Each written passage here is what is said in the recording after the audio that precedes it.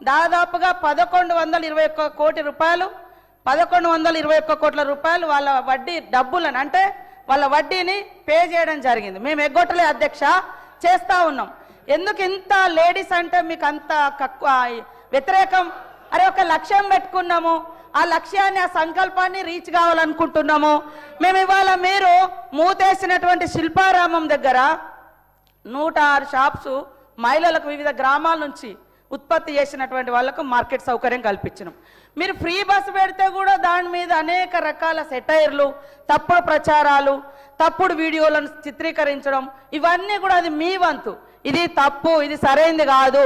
తరతరాల అణిచివేత నుంచి ఆత్మగౌరవంతో, అస్తిత్వంతో, ఆత్మవిశ్వాసంతో ముందుకొస్తున్నటువంటి ఆడవాళ్ళ వెంట సపోర్టుగా ఉండండి, సహకరించండి.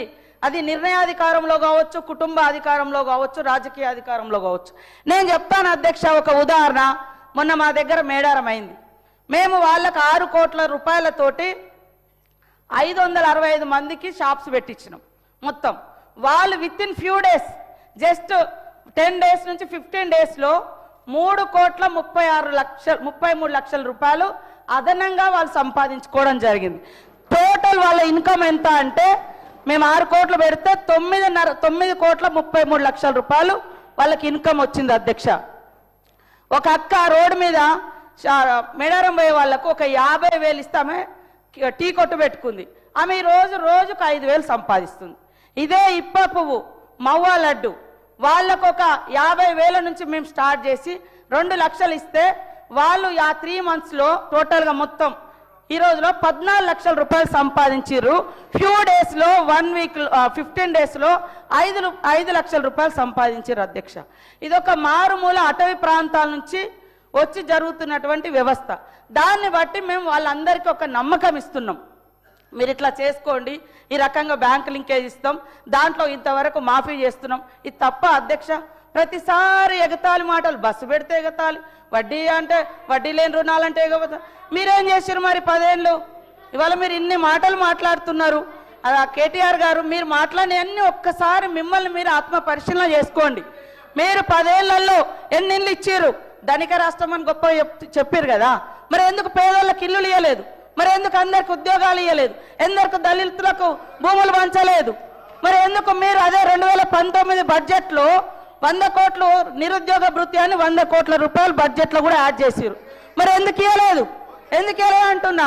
చెప్పడానికి బాగానే ఉంది, మరి ఎందుకు చేయలేదు? ఇవాళ మీరు చేయలేదు. మీరు చెప్పండి, ఆడవాళ్ళ అభయహస్తం డబ్బులను కూడా మీరు వాడుకున్నారు, ఎందుకు ఇవ్వలేదు? అప్పుడు వైఎస్ఆర్ గారి హయాంలో వాళ్ళు జమ చేసుకున్నారు, ఇవ్వలేదు. ఇప్పుడు మేము ఒక్కొక్కటి నెరవేర్చుకుంటూ వస్తున్నాం.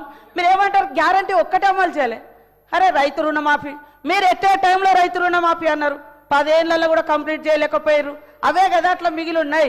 ఇవాళ 0 బిల్ ఇస్తలేమా? 200 యూనిట్ల కరెంట్ ఇస్తలేమా? 4.5 లక్షల ఇల్లులు, 4.5 లక్షల ఇల్లులు కూడా మాది గ్యారంటీలోనే కదా. ఏదైతే 6 గ్యారంటీలలో 4.5 లక్షల ఇల్లులు కూడా ఉంది, 5 లక్షల ఇల్లు. మరి మీరు ఎన్ని ఇల్లు ఇచ్చారు 10 ఏళ్ళలో చెప్పండి.